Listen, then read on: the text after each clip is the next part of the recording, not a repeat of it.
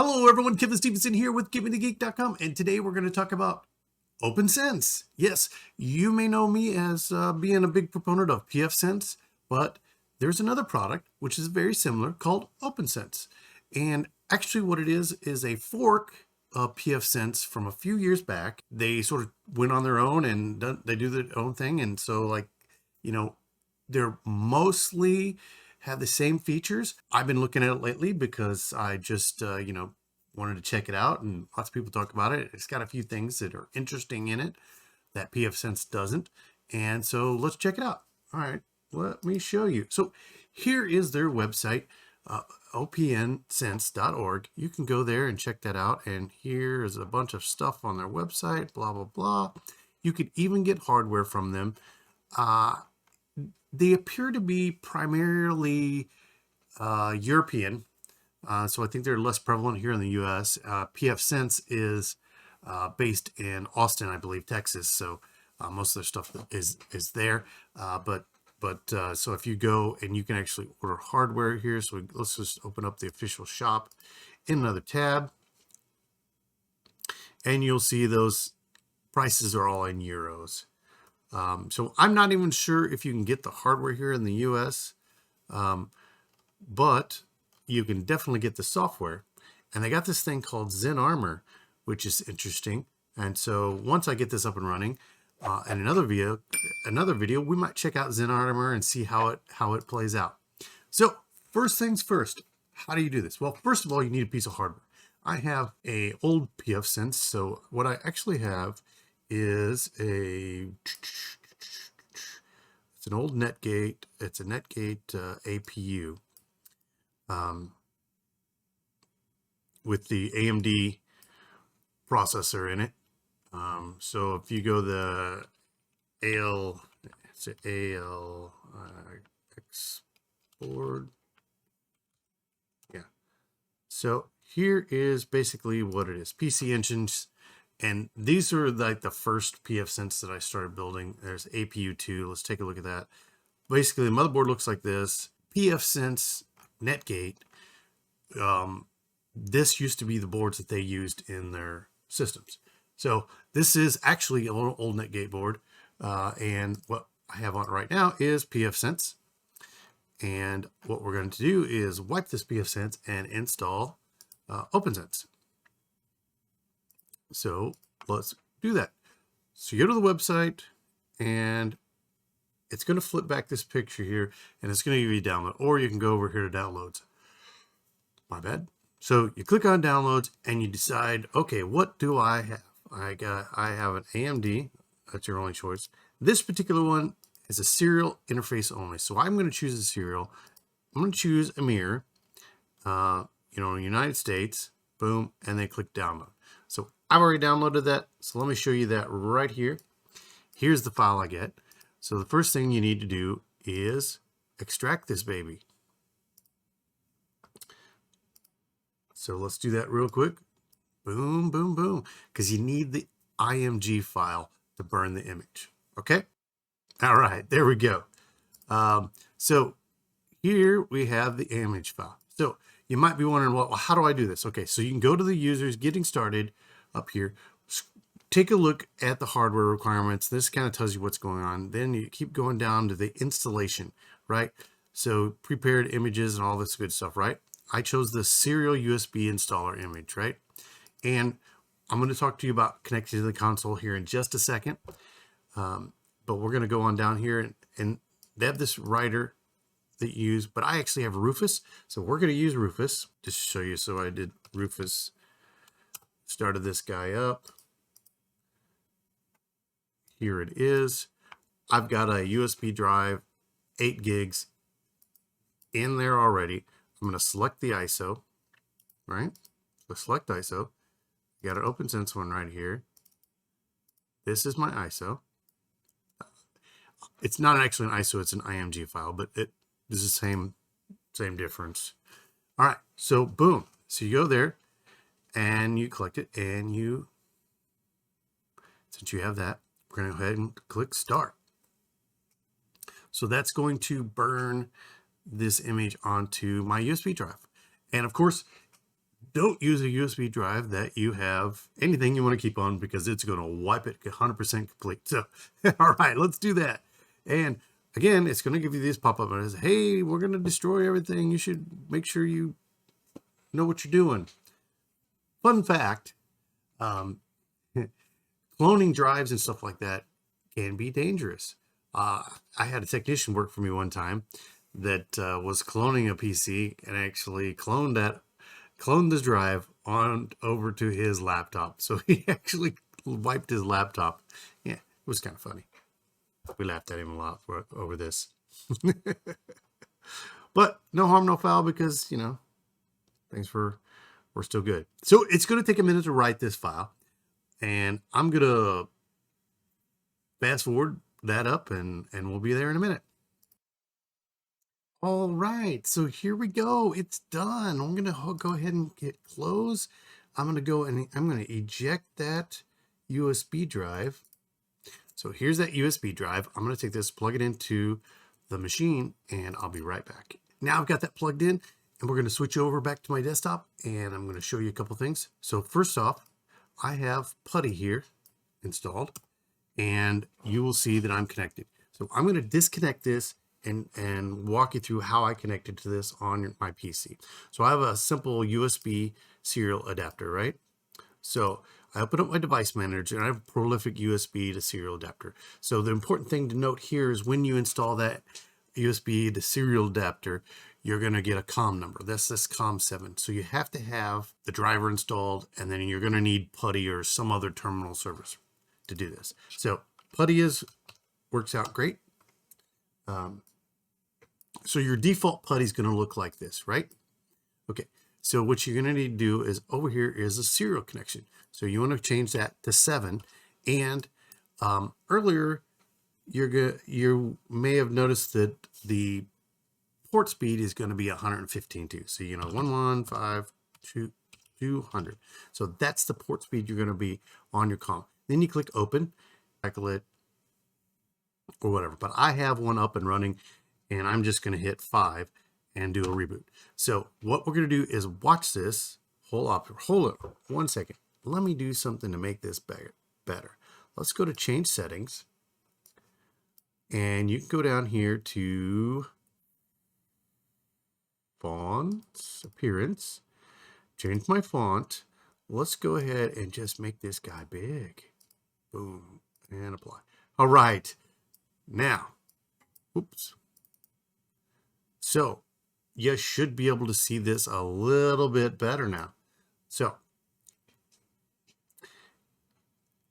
this part is going to vary for you because you're going to be connecting your machine. You may not be using serial. You could use a VGA connection, and if so, this is going to be all terminal, and you're going to see the same thing on the display as you would see through this terminal. So the process is exactly the same. So we're going to hit Y to reboot. On this, I love the old ones. I used to make this beep noise. Now the new stuff doesn't make noises when it reboots, and I kind of miss that. The Netgate stuff, so yeah, whatever. But you see it's rebooting and everything, all this good stuff. And in theory, it's going to boot up off that USB drive. So if we're lucky. So we'll give it a second. Okay, so I hit the F12 there. We're going to hit 1 because we want to boot off that USB drive. And boom. If all things go right, cross your fingers. It should boot into the OPNsense installer. So it should by default go through the installation process here. And if you looked at that, you notice back in it really looks just like the PFSense installer. Like I said, it's a fork from a few years ago, and we can pop onto the website and go to the about, and I think they're going to tell you a little bit more about that. We're going to just start fresh, which is really what we wanted to do in the first place. This is new to me. OPNsense is new to me, and so I've been using PFSense for years, but there's some things I like about the OPNsense that I looked at, and so we'll get to that here in just a minute. All right, so you might notice there that it assigned LAN and WAN to RE1 and 0. We will check that out, and maybe that's correct according to how the ports are on this thing. Maybe that's not. There's the beep. She's up and running. Now, this is different. OPNsense is running in live mode from the install menu. Please log in as root to continue live mode or as installer to start the installation. Use the default or the previously imported root password for both accounts. Now, in PFSense, the default is PFSense. So, interesting. So let's try installer. And we'll have to go in here and figure out what the default is. And whereas PFSense will use PFSense, this of course uses OPNsense. Yep. So we're going to type in OPNsense. And boom, here we are with the installer, and looks horrible, right? Well, that's how it goes. All right, so we need to go ahead and continue with default, which I think is what we actually have. So you can choose UFS or ZFS for the partitions. I'm gonna go ahead and choose ZFS. And here we go. It really wants one of these things, but we don't actually. I only have one drive in there, so I'm going to choose the one drive. Now, so if you're new to this, your arrow keys will go up and down for you, and the space bar is what you use to select. So I chose the ADA 0, which is the SSD that I have installed on this machine. All right, and then we're going to choose OK. Hit enter. Now it's it. Are you sure about this choice? It's going to destroy everything on there. Yes, I am. So you use your arrow keys left and right to get switch, or you can actually use tab key also for that. And here we go. She's installing. While that's doing that, we'll just take a break and I'll come back at the end. All right, so here we go. It's done with the complete cloning of the system and cloning that drive, so installed. So the next thing is set up your OPNsense system, and so you need to either change the root password or exit and reboot. Actually, what we're going to do is I am just going to do an exit and reboot because we're going to log in to the web interface at this point in time and do the next step. All right, let's hit OK. Boom. So it's rebooting. Now, I'm going to have to pull out the USB drive in this process. If all things go correctly, it'll boot off of that new drive and everything will be great. Hey, look, there it is. It's booting into it.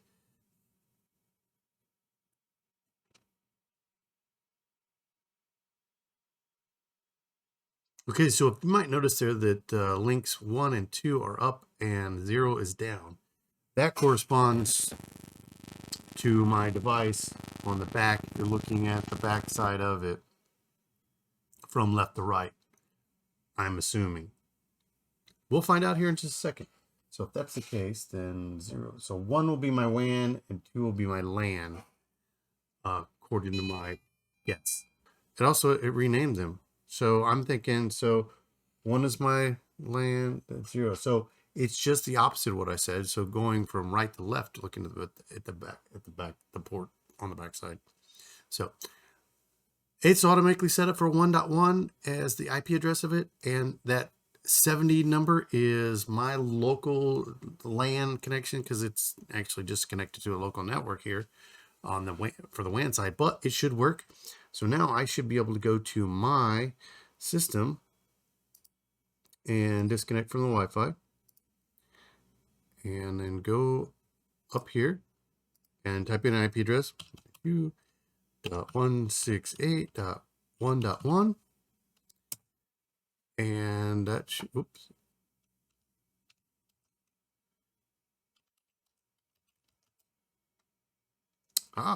Now that's something that's different right there that from PFSense. And a PFSense box by default you're presented with this information. And actually having to have to be able to put the password in up front is actually better. So score 1 for OPNsense, no IP address. So what does that mean? Well, it probably means I need to switch the ports on it. So when you go through here and you see this RE0 and RE1, the ports are all completely reassignable. So I'm thinking that I need to switch what I'm plugged into. So it said link RE0 change to up. Right. So again, so now if I go over and pop this up here, we're going to have an IP address. Now, this particular device has labels. Yeah. So this device has labels on it. And so I actually want the LAN to be on RE2. So we can do that. We can change that. We can do that from the console here. So you can do that by hitting 1 with assign interfaces. Oops. So you see there 1, assign interfaces. Do you want to configure lags? No. VLANs? No. Okay. Now, auto detect for this into the WAN interface. This is going to change them all for us. So if we scroll back up just a little bit here, so this RE1 is our WAN interface. That matches. So RE1, right? Boom. This enables NAT and everything. So now we want to hit for the LAN. So now this is RE. Originally, it was RE0, but I actually want it to be RE2. All right, proceed, yes. All right, so we'll see how that works out. It takes it a second. It's because it's redoing those interfaces. And then boom, so now it says RE2 for the LAN and RE1 for the WAN. That's how that works. So you can do all this by the command line if you have to set up a console and things like that. I wanted to show you this because that's sort of how you're going to have to do it in some cases. So things you can do here: log out, set up your interfaces. I just showed you that. Set the interfaces IP addresses. So like you see how this 1.1, all this and all this stuff, you can set that information on this number 2. Change your root password, reset to factory default, power off, reboot, ping the host shell, pftop, firewall log, all these other things. Now, we're going to leave this part and go straight into the web now. All right, so here we are back at that 1.1 address. We're gonna go ahead and continue to that, and here we are to the web interface of OPNsense. So again, it's root and OPNsense for your default. Now, of course, you do not want to leave these as defaults. I'm doing is leaving it the default right now, just as demonstration. And log in. Boom. Here we are in OPNsense for the very first time. So, and this is what you're presented with, right? This is great. A general setup wizard. First off, I think if you go out here and we go to google.com, you're going to see, hey, the internet is working already. Okay. So just by straight up default, it's going to be working. Now I'm going to come back to this wizard. So remember that's under system and wizards, but we're going to go back to this. Click on the logo up here. It's going to bring you to basically the dashboard. So you can see all this stuff right going on in dashboard. So OPNsense local domain, blah, blah, blah. Check for updates.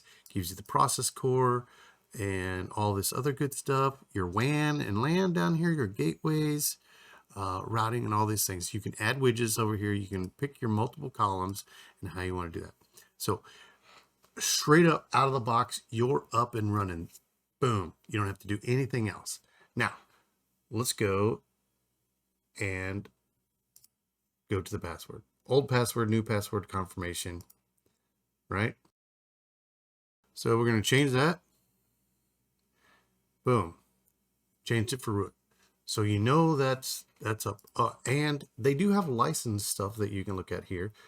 Password, logout. So If you're used to PFSense, this is going to look a little different because everything is on a side menu. So lobby is kind of like, the starting place, you're hanging out in the lobby. That's where your dashboard is. Password change, logging out. Reporting, you in reporting the health of machine. So you can go in here and do a bunch of stuff here. I'm just going to kind of look through this interface. You've got insights, NetFlow, all this traffic. You got under system, you got access, configuration, firmwares, gateways, all these things you hear. Under interfaces, you can assign your WAN, LAN, virtual IPs, and all of this other good stuff. Firewall, that's where you do all your firewall rule stuff. VPN, we have IPsec, OpenVPN, and yes, you can do more than that. Services, power, reboot, power off, and help. Okay, so the first thing you might want to do is just get familiar with it. So once you've gone in here, you can go back to, so this is the getting started, right? We went through that. So you can go in here somewhere, is going to be documentation, I would assume. Support, documentation wiki, yeah. I knew it was in here somewhere, right? So here you go. Here's all the documentation on how to do everything. This is where we're going to end the video today.